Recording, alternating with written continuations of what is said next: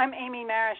Actually, Dr. Hwang treated me in 2009 for colon cancer. At that time, when I was diagnosed, I was 58, which I guess, according to what you guys said, was pretty near the considered young. I have two questions. One is, what would you recommend for my kids who are in their 30s?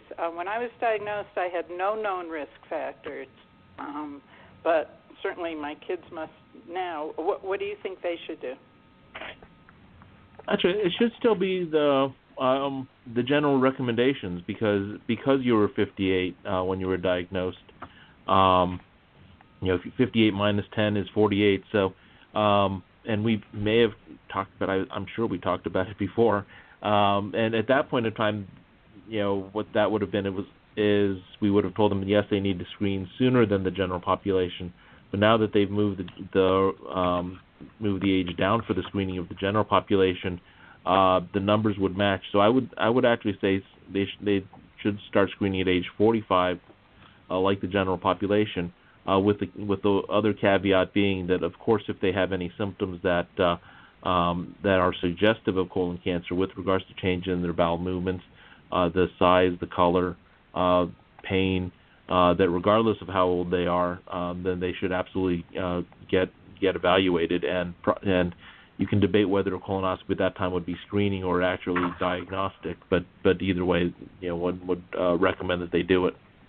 Mm-hmm. Okay, thank you. And also thank you for the great treatment that I received, because here I am almost 10 years out. So that's all good news.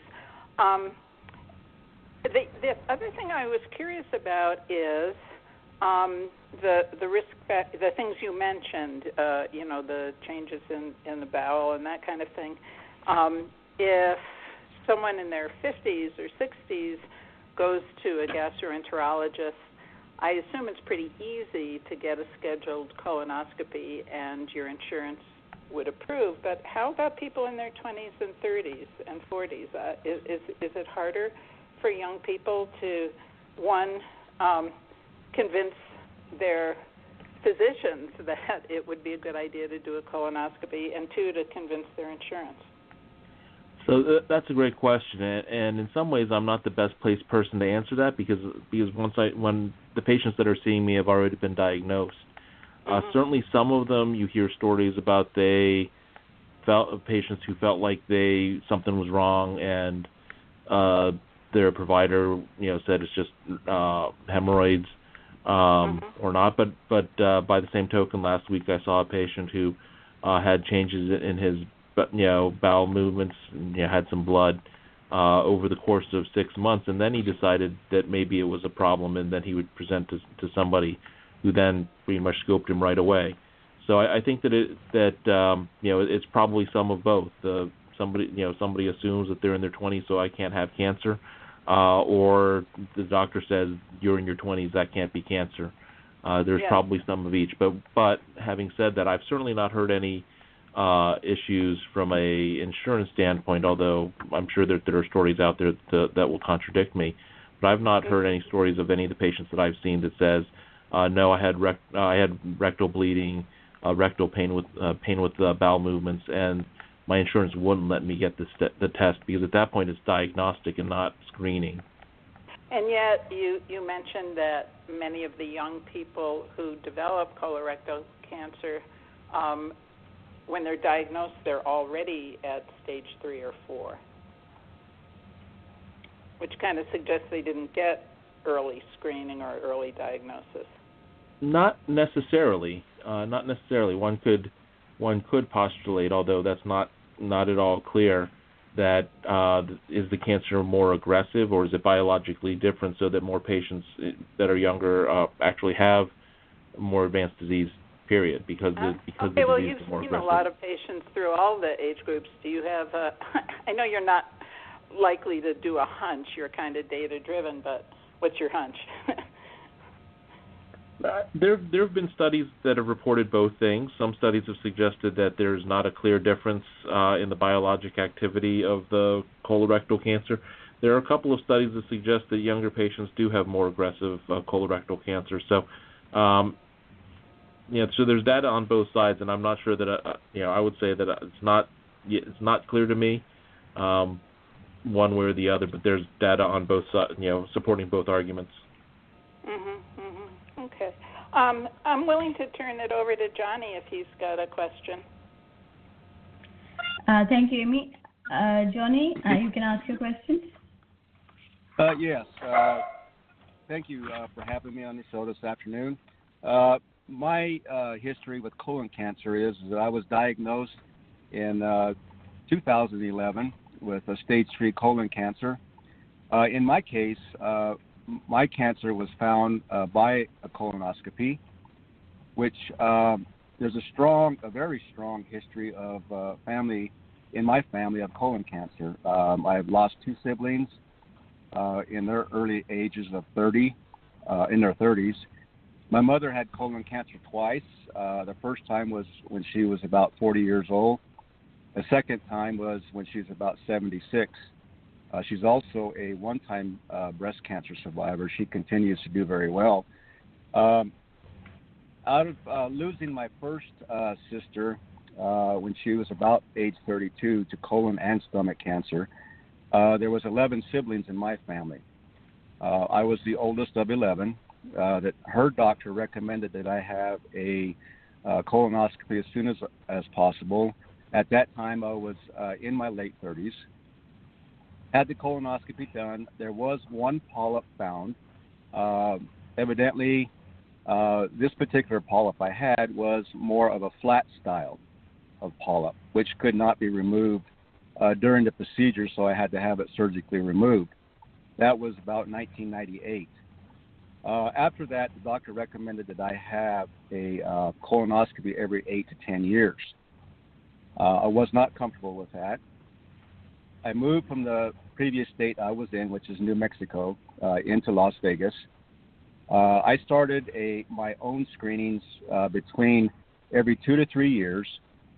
2011 is when I was diagnosed, or I went in for what I call my regular screening. I was approaching my 3rd year when they found this large mass on my right side.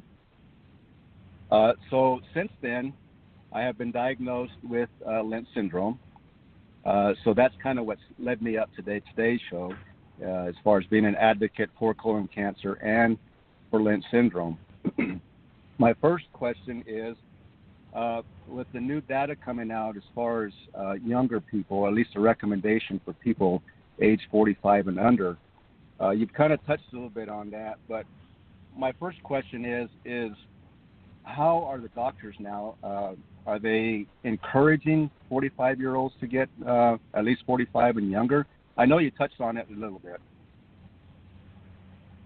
So, yeah, that's again, I'm a little bit ill-placed to say broadly from a primary care environment what they're saying, but certainly from our end, yes, we absolutely advocate for 45. I don't necessarily advocate for younger, although I think that, as I alluded to, I think this question about whether or not African Americans should be screened younger is still an open question.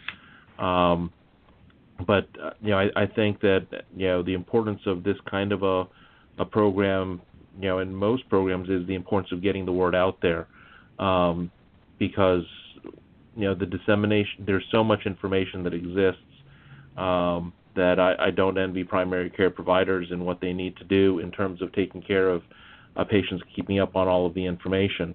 And it's not easy for them to keep up with everything. But having said that, this is obviously something that I view as being important to disseminate on both ends. So for patients to be able to be their own advocates about this is a recommendation, standard recommendation.